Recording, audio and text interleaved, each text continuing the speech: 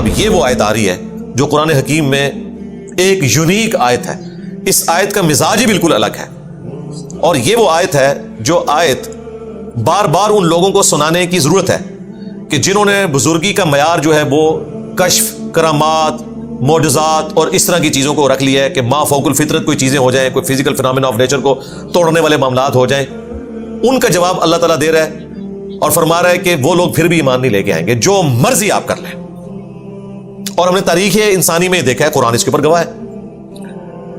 وَلَوْ أَنَّ قُرْآنًا سُيِّرَتْ بِهِ الْجِبَالُ, اور اگر ہم قرآن کو ایسا بنا دیتے کہ قرآن کی تلاوت کرنے سے پہاڑ چلنا شروع کر دیتے. یہ آپ نے کئی بزرگوں کا نہیں سنا کہ پہاڑوں کو اشارہ کیا, پہاڑ چل پڑے, اور یہ دیوار ڈنگی تھا, ایک بزرگ سن انہوں نے اشارہ کیا تھا تو دیوار بھی نالے ٹوٹ پئی. قرآن پڑھنے سے تو یہ کچھ نہیں ہوگا. قرآن نفی کر رہا ہے اس چیز کی کہ قرآن پڑھنے سے ایسا کچھ بھی نہیں ہوگا, کیونکہ اللہ تعالیٰ نے قرآن کو ایسا بنایا نہیں ہے. اگر قرآن ہم ایسا بنا دیتے کہ قرآن پڑھنے سے پہاڑ چلنا شروع کر دیتے, یعنی نبی علیہ السلام تلاوت شروع کرتے, پہاڑ چلنا شروع کر دیتے, تو کفار مکہ تو یہی گمان کریں گے واقعی یہ اتنا بڑا ایک کارنامہ کیا ہے پیغمبر نے, ہم اسے پیغمبر مان لیں. لیکن اللہ تعالیٰ فرما رہا ہے ایسا نہیں ہونا تھا. اگر قرآن پڑھنے سے پہاڑ چلنا شروع کر دیتے, او قطعت بہ الارض, یا اس کے اثر سے زمین پھٹ جاتی, کہتے ہیں نگاہ ماری دیا کر دیتا. یعنی قرآن کی آیات میں یہ اثر رکھتے ہم کہ جو بھی پڑھے, اور اسپیسیفکلی اس وقت تو نبی الاسلام کے حوالے سے ہو رہا ہے کہ نبی الاسلام اس قرآن کو پڑھتے, پہاڑ آپ کے ساتھ چلتے, زمین پھٹ جاتی.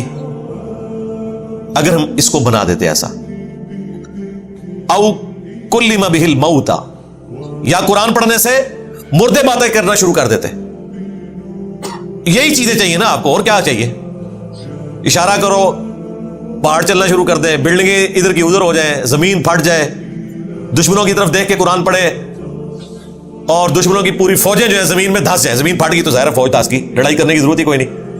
آج کے اس دور میں بھی اگر فوج زمین میں دھس جائے تو آپ جنگ جیت کے, اور مردے کلام کرنا شروع کرتے ہیں, تو بھائی آپ کا تو بدترین مخالف بھی آپ کو پیغمبر مان لے گا.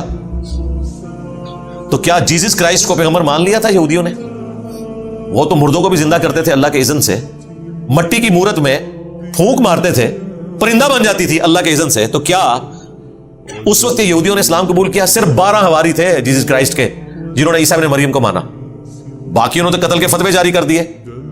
وہ تو اللہ تعالیٰ نے انہیں بچا لیا, ادروائز انہوں نے تو سولی دے دیا تھا.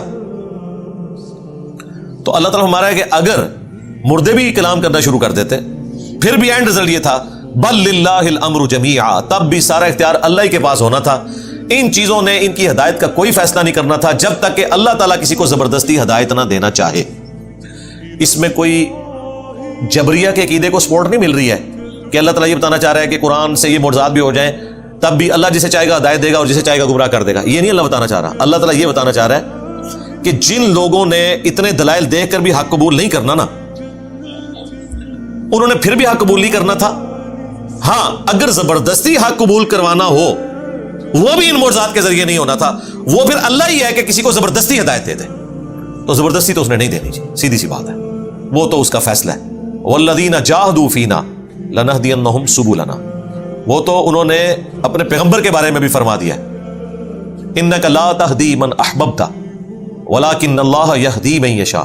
اے نبی جس سے تم محبت کرتے ہو تم اسے ہدایت نہیں دے سکتے, اللہ جسے چاہتا ہے ہدایت دیتا ہے. نبی علیہ السلام کی کب خواہش تھی کہ آپ کا چچا ابو لہب کفر کی حالت میں مرتا, لیکن دعوت دی. ہاں زبردستی اگر ہدایت نبی علیہ السلام دے سکتے ہوتے تو یقیناً دے دیتے, اور اگر نبی علیہ السلام کی اس خواہش کا اللہ تعالیٰ نے احترام کر کے زبردستی ابو لہب کو ہدایت دینی ہوتی تو یقیناً مل جاتی. لیکن نہیں, اللہ کے ساتھ تو کسی کی رشتہ داری نہیں, نبی کا تو رشتہ دار ہے, اللہ کا تو کوئی رشتہ دار نہیں ہے. اب یہ بہت سینسٹیو ایشو ہے, اس لیے اللہ تعالیٰ سے دعا کرنی چاہیے اللہم من احییتہ منا فاحیہ علی الاسلام ومن توفیتہ منا فتوفہ علی الایمان ربنا لا تزغ قلوبنا بعد اذ ہدیتنا وہب لنا من لدنک رحمہ انک انت الوہاب. آمین.